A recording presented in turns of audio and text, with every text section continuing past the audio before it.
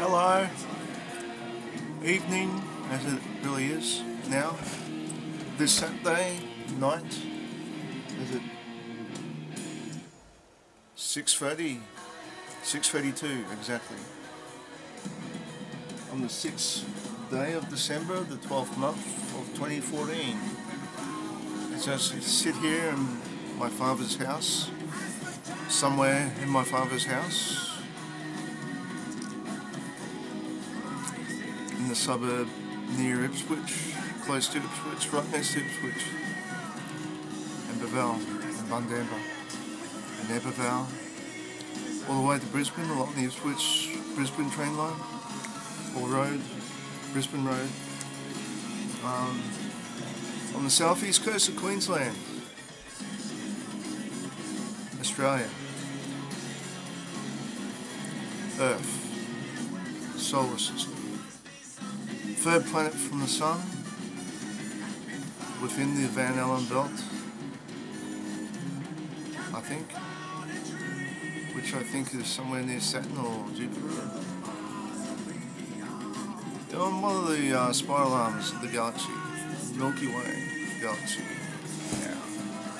If you're an alien watching, that you might find that interesting. If you're a human like me, you're probably scratching your head. Why did I just say all that? I'm listening to, right now I'm listening to Glorious 80s and 90s music compilation. Just a few moments of each song. I'll turn it down a bit because I'm also playing a music CD. This is bringing back memories. Animal Spirits, Slaufeg. The artwork on the front is drawn by the lead singer himself, Mike Scalzi, I think his name is. Scalzi, I think that's the correct pronunciation. My apologies if I got that wrong and you're watching. Is Slaufeg watching? I think that's his artwork as well. Have a good look. Trick the Vicar is the first song. I haven't heard this one yet. It didn't really interest me when I first saw it. I thought I'd get it, but when I thought it was an idea to reorder this one because I thought somebody had lifted mine.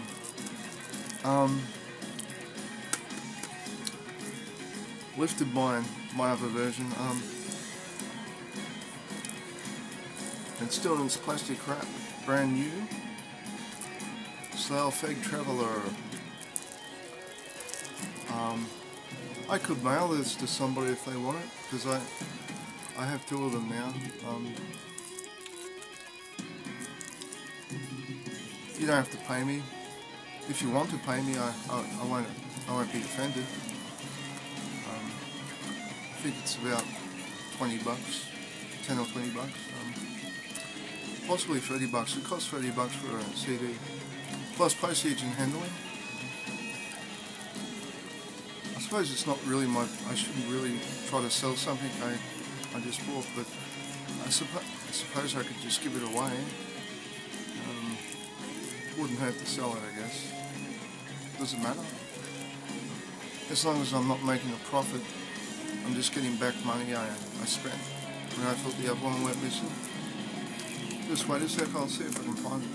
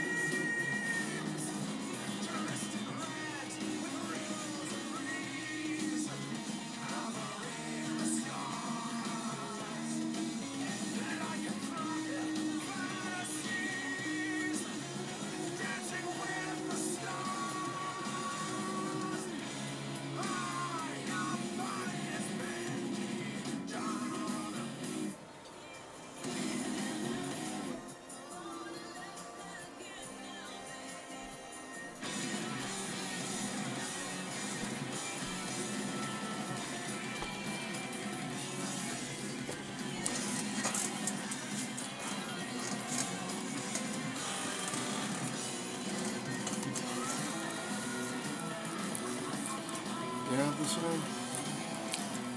Oh. The one on the right's my older copy. Nothing wrong with it. The case is a bit cracked. Somebody else did that before it got to me. Someone must have picked it up. Had really strong fingers. Excellent. It's based on the role-playing game of the same name, Traveller. It's a sci-fi role-playing game about Earth reaching out to the stars in space. When they discover the secret to hyperspace travel, traveling at faster than the speed of light, stuff like that. And there are Somalians, Pivers, Droin, Varg. There's a picture of a Varg on the cover. Varg's really a genetically modified dog. Genetically modified to had its intelligence raised, I guess, to use tools and communicate and walk around on its hind legs. But the humans don't treat them as equals. They still think of them as animals. That's the cause for much concern in the plot of the game. Only other, there's also Zedoni, who are kind of like they're kind of like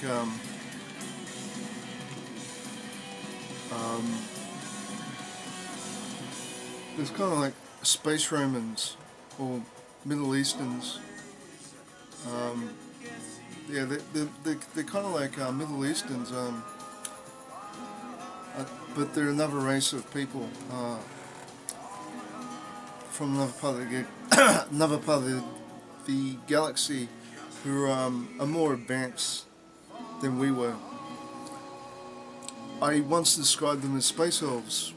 I guess they tend to be taller and thinner and better looking than most humans. I guess you could say they're more patrician or Roman, I guess. Roman with regards to their I'm not saying that they're like the old Romans, but if the Romans if we still had a Roman civilization, I guess they'd be the most advanced. That's what I mean. They're called Zedoni, as you'll hear in the on the music CD, Zedoni Space. They're spaceships. About communication, there is no such thing as radio communication in Traveller. They have to deliver messages in person or by mail. Imagine that. Yeah, it's pretty slow, despite the fact that they can travel faster than the speed of light.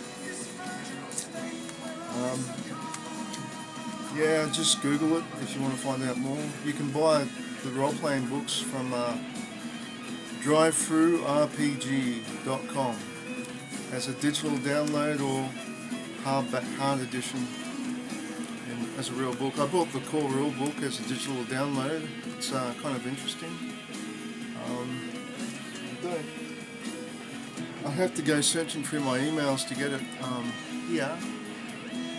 Oh, wait a minute. I could. Yeah. No, I won't bother.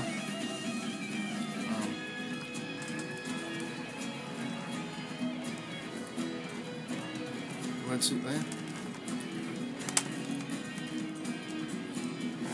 Just turn down the music again.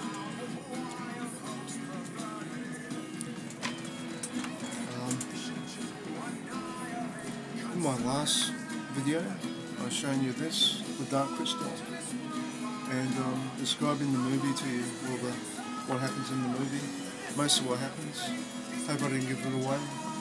That's the comic. I'm not sure if it actually is the whole thing. One way to find out. How does it end? It ends when they're on the Landstriders, so it's not quite the whole thing. When they find the Landstriders. So there's another comic out there that completes the story. It's possibly a graphic novel. Damn.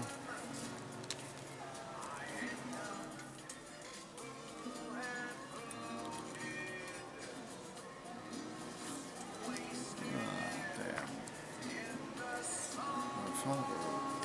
It's seen on the television.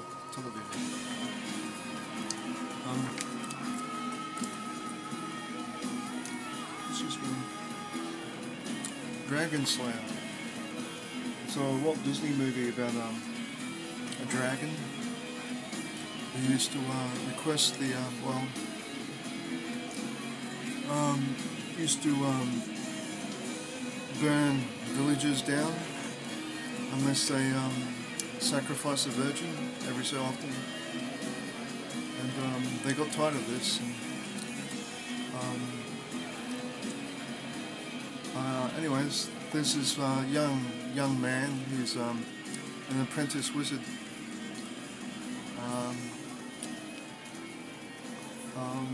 He soon sets out on a quest to find a weapon to kill the dragon with. And that's all I'll tell you. Aside from the fact that the young man used to be the one of the I think he used to be one of the partners or bosses, CEOs in the television series. I forget the name of it. I might have to look it up.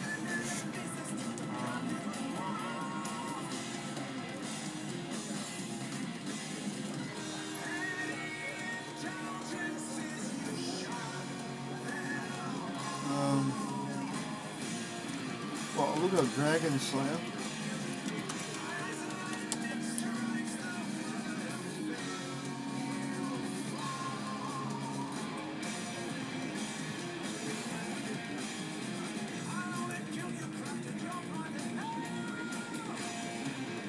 Yeah, the young man, the hero, is called Galleon.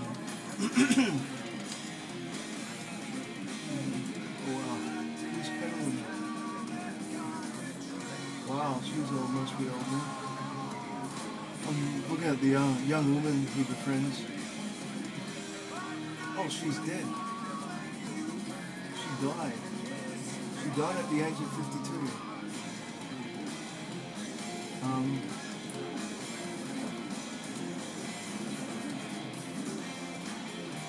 September 9, 2004. She was kind of pretty. So look it up.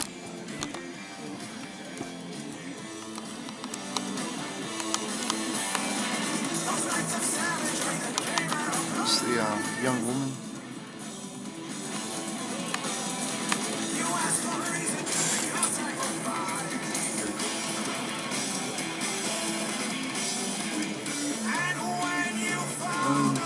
She was actually pretending to be a boy, a young boy in the movie, I remember. So that she didn't have to put her name in the lottery for picking the virgin that would be sacrificed. That's how she stayed alive.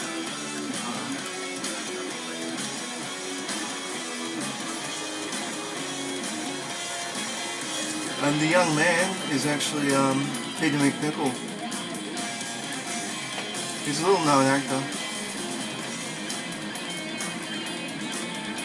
That's how he looks these days.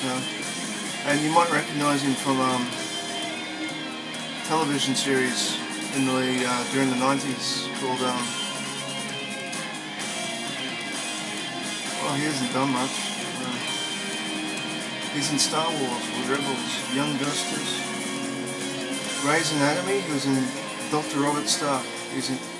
I never watched that. He was in Numbers, Dr. Larry Flinthart. He was Dr. Otto Octavius in the Spectacular Spider-Man TV series. 24 Redemption TV movie. Harvey Birdman, Attorney at Law. That's a cartoon. He's in the series called 24. Boston Legal, Dr. Sidney Finch. But where do I remember him from? Ally McBeal. Yeah, he's in Ally McBeal as John Cage. That's where I remember him.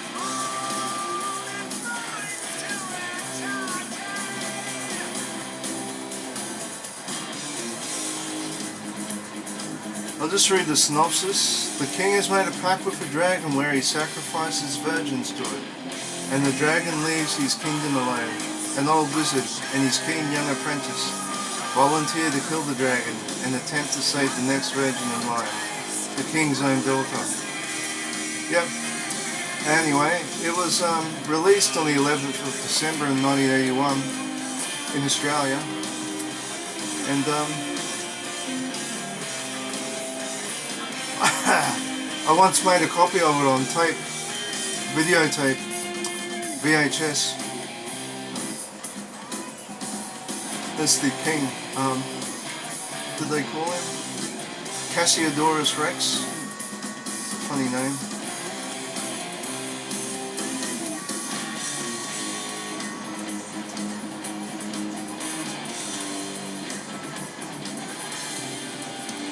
He has a beard a lot like mine. They both do.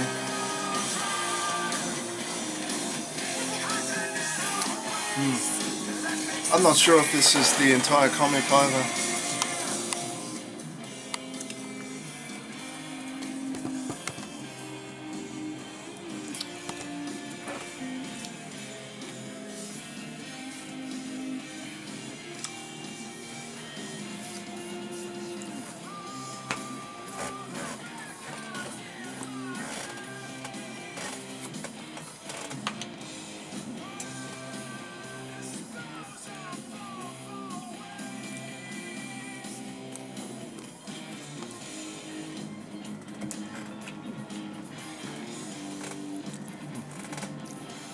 Digital resistance.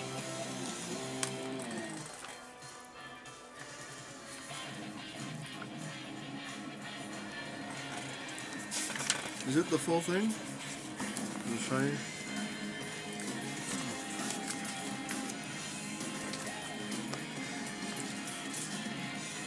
That's the wizard. I don't know his name. There's the dragon's claws. He actually gets killed, but is resurrected. Something to do with his apprentice, Galleon.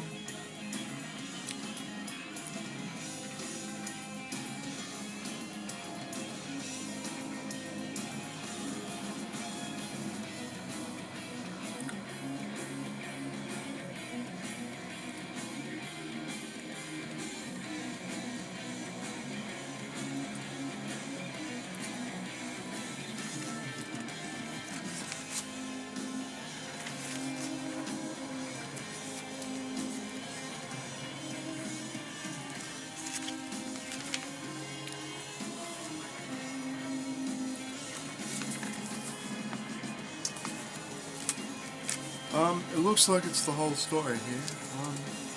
It might be ruthlessly abridged, cut down, cut back.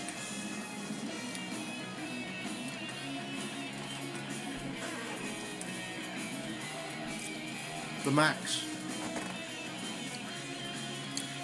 Used to be a small cartoon television series made by MTV. There's the back cover. I've only got volume, I think this is volume 2. I can possibly get volume 1 if I can find it on eBay. Yeah, the Max. It's about I don't know, it's about a young woman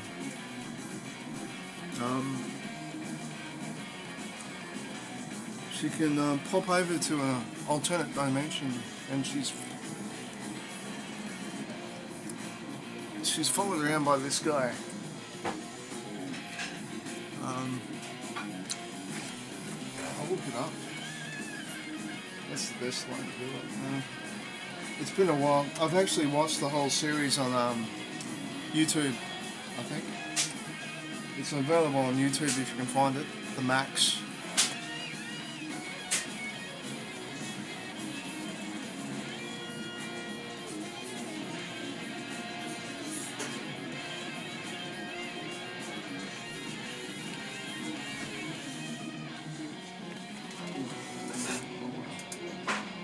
The series follows the adventures of a titular hero in the real world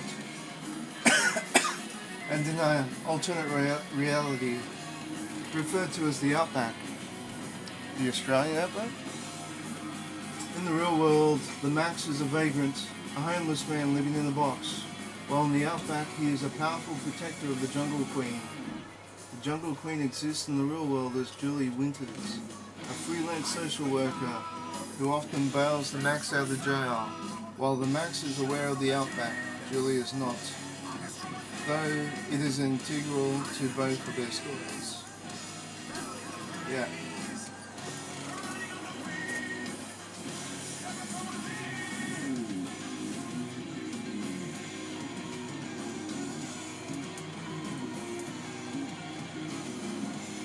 Oh, you can get the complete DVD set too.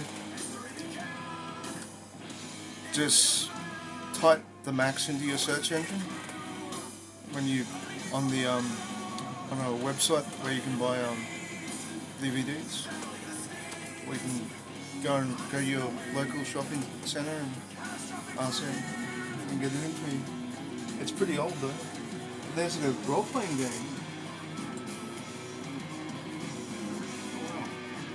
Heroes and Heroines role-playing game.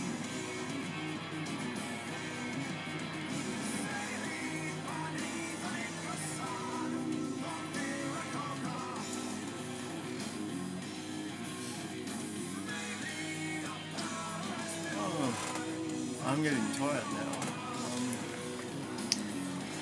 I'll just get through these books, these other books.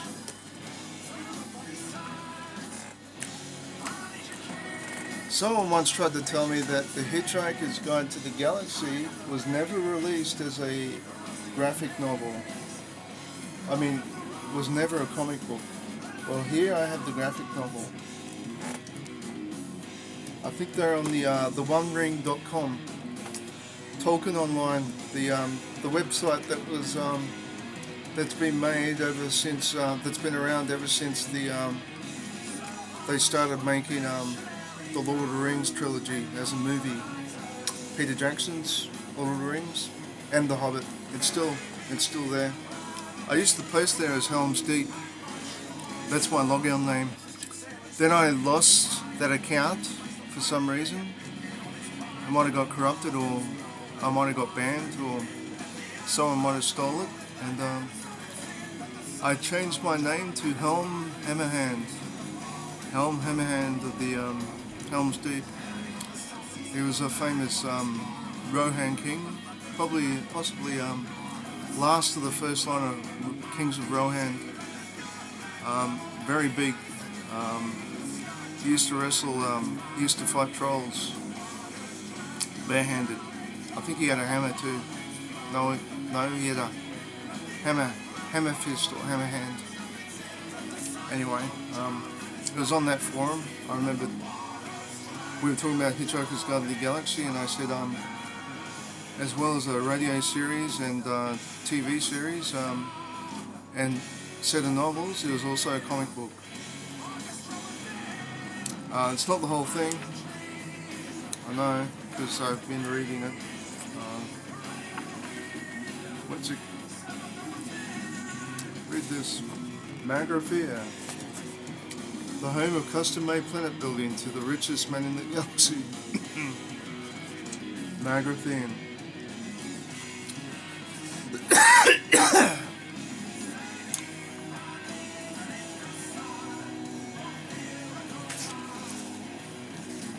I'll just show you some of the artwork. Look at the front cover.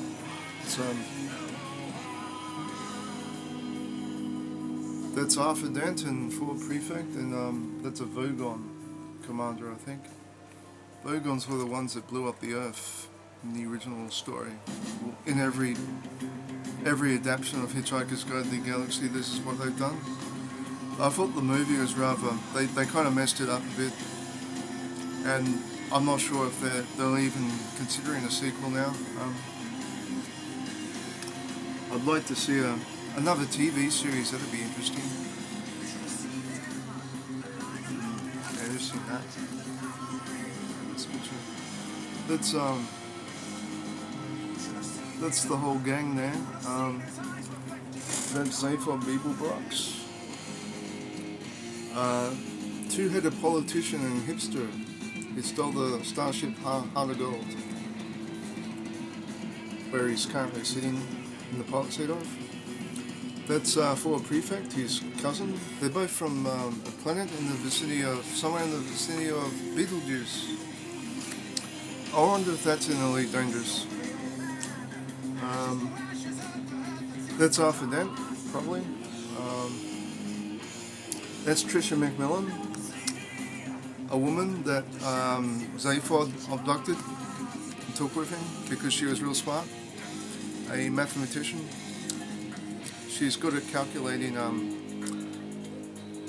how to use the improbability drive and basically what you need to know to pilot a spaceship. She was that good.